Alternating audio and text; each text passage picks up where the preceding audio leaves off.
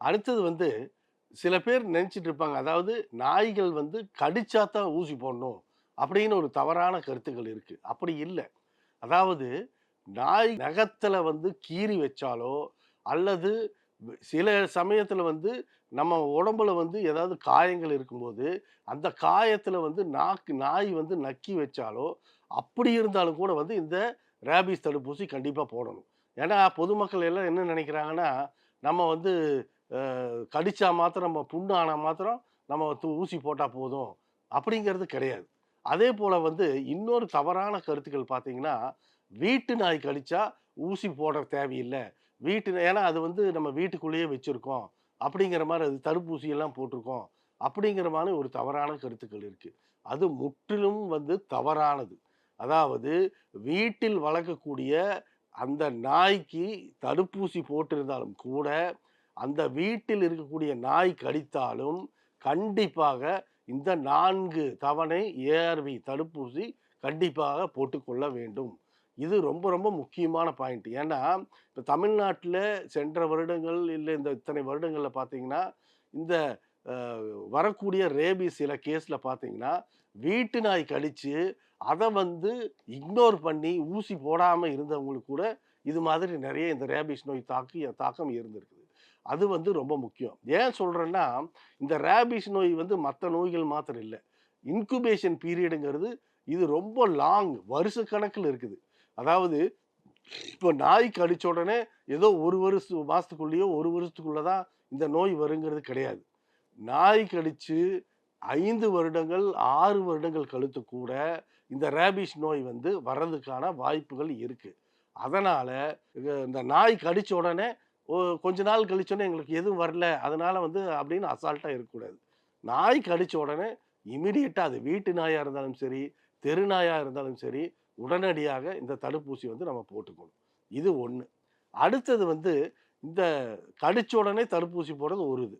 2வது வந்து சில சில ஊழியர்கள் அதாவது பார்த்தீங்கன்னா, இந்த கால்நடை மருத்துவர்கள், கால்நடை பணியாளர்கள், இந்த மாரி இந்த ஜூல ஒர்க் பண்றவங்க, இந்த மாரி விலங்குகள் கூட வந்து அதே மாரி வீட்ல அ பெட் டாக்ஸ் நெறைய வச்சிருக்கிறவங்க, இவங்க வந்து இந்த ரேபீஸ் நோய் வராம தடுக்கிறதுக்கு, இந்த தடுப்பூசிகள் வந்து நீங்க ஒரு 3 தவணைகள் வந்து போட்டுக்கலாம். 0 டோஸ் அப்படின்னு ஒரு ஃபர்ஸ்ட் டோஸ் போட்டுக்கலாம். அந்த ஃபர்ஸ்ட் டோஸ் போட்டதுக்கப்புறம் 3வது நாள் ஒரு டோஸ் போட்டுக்கலாம். அப்புறம் 28வது நாள் ஒரு டோஸ். 3 டோஸ் வந்து அது அவங்க தடுப்பூசி போட்டுக்கலாம். அது போக வந்து ஒவ்வொரு 6 மாசத்துக்கு ஒரு தடவை வந்து அவங்க தேவைப்பட்டதுன்னா இந்த தடுப்பூசிய வந்து போட்டுக்கலாம். ஏன்னா, இவங்க வீட்டுக்கு இந்த கால்நடை பணியாளர்கள், கால்நடை மருத்துவர்கள், இந்த ஜூல இருக்கிறவங்க பார்த்தீங்கன்னா, இந்த விலங்குகள் கூட நெருங்கி பழகுறவங்க. அவங்களுக்கு வந்து இந்த ரிஸ்க் வந்து அதிகம். அதனால வந்து இந்த கண்டிப்பா வந்து இந்த அ புரொஃபைலாக்சிஸ் அப்படின்னு சொல்லுவாங்க. தடுப்பு இந்த அட்டவணை வந்து இவங்க வந்து இந்த ஊசி வந்து நம்ம போட்டுட்டோம்னா, கண்டிப்பா அவங்களுக்கு வந்து ஒரு சேஃபான இது இருக்கும். இது வந்து மனிதர்களுக்கு. அடுத்தது பார்த்தீங்கன்னா, இந்த வீட்டில் வளர்க்கக்கூடிய இந்த நாய்களுக்கும் வந்து தடுப்பூசி போடணும். அது ரொம்ப ரொம்ப முக்கியம். ஏன்னா, இப்ப அந்த வீட்டில் வளர்க்கக்கூடிய நாய்களுக்கு வந்து தடுப்பூசி போடலின்னா, அதுகளுக்கு அந்த நாய்க்கு ரேபீஸ் கிருமிகள் தொற்றுறதுக்கான வாய்ப்புகள் அதிக அளவில் இருக்கு. ஸோ அது எப்போ போடணும்னு பார்த்தீங்கன்னா, இந்த நாய்கள் வந்து குட்டியா இருக்கும்போது 3 மாசத்துல ஒரு தடுப்பூசி, 6 மாசத்துல ஒரு தடுப்பூசி, அதுக்கப்புறம் வந்து ஒவ்வொரு வருஷமும் பார்த்தீங்கன்னா, பூஸ்டர் ஊக்குவிப்பு தவணை தடுப்பூசி வந்து இந்த வீட்டில் வளர்க்கக்கூடிய அந்த பெட் டாக்ஸ்க்கு வந்து நம்ம போட்டுக்கணும். அது ரொம்ப ரொம்ப முக்கியம். அதேபோல வந்து இந்த வீட்டில் வளர்க்கக்கூடிய நாய்கள பார்த்தீங்கன்னா வந்து, தெருவில் இருக்கக்கூடிய அந்த தெரு நாய்களோட பழக விடக்கூடாது.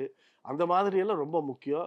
அதேபோல வந்து ஏதாவது ஒரு அப்நார்மலா பிஹேவியர் அந்த நாய்கள் கூட ஏற்பட்டா, கண்டிப்பா அத கால்நடை மருத்துவர்களிடம் காமிக்கணும். அதாவது என்னன்னா, இந்த சில நாய்களுக்கு பார்த்தீங்கன்னா வந்து அதாவது ரெஸ்ட்லெஸ்ஸா இருக்கிறது, அங்கேயும் இங்கேயும் ஓடுறது, இந்த ஊளையிட்டுட்டே கன்டினியூஸா ஊளையிட்டுட்டே இருக்கிறது. இதெல்லாம் பார்த்தீங்கன்னா வந்து, அதுக்கு ரேபீஸ் தொற்று ஏற்பட்டிருக்கக்கூடிய அறிகுறிகள். அந்த மாதிரி இருந்துச்சுன்னா, உடனடியா கால்நடை மருத்துவரை அணுகி, அந்த நாய்க்கு ரேபீஸ் இருக்கா? அப்படின்னு மேற்கொண்டு என்னென்ன பண்ணலாம் என்று அந்த கால்நடை மருத்துவர் என்ன ஆலோசனை சொல்றாரோ, அதன்படி நம்ம இது பண்ணிக்கணும். ஸோ இப்படிப்பட்ட இந்த ரேபீஸ் இந்த என்ற கொடிய நோய் வந்து கண்டிப்பா வந்து வராம வந்து நம்ம தடுத்துறலாம். அதுக்கு மிக முக்கியமானது நான் ஏற்கனவே சொன்ன மாதிரி, நாய் கடித்தால் அலட்சியமாக இருக்கக்கூடாது. அது குறிப்பா வீட்டு நாய்கள் கடித்தால் அலட்சியமாக இருக்கக்கூடாது. கண்டிப்பாக 4 தவணைகள் தடுப்பூசி, ஏஆர்வி தடுப்பூசி போட்டுக்கொள்ள வேண்டும். இது சில பேர் நினைப்பாங்க, 3 ஊசி போட்டா போதும், 2 ஊசி போட்டா போதும். அதுக்கப்புறம் என்ன போட்டாச்சே அப்படின்னு நினைப்பாங்க. அப்படி கிடையாது. 3 ஊசி போட்டு 1 தவணை போடாம விட்டாலும் கூட ரேபீஸ் நோய் வருவதற்கான வாய்ப்புகள் இருக்கு. அதனால நாய் கடிச்சா கண்டிப்பா மருத்துவரின் ஆலோசனைப்படி ஏஆர்வி தடுப்பூசி போட்டுக்கொள்ள வேண்டும். தேவைப்பட்டால் இம்யூனோகுளோபுலின் போட்டுக்கொள்ள வேண்டும். இவ்வாறு செய்தாலே வந்து நமக்கு கண்டிப்பா இந்த ரேபீஸ் நோயை வந்து முழுமையா வந்து நம்ம தடுத்துறலாம். நம்ம 2030க்குள்ள வந்து நம்முடைய இந்த ரேபீஸ் நோயை தமிழ்நாட்டிலிருந்து ஒழிக்கக்கூடிய அந்த தருணமும் வந்து நமக்கு ஏற்படலாம். நன்றி.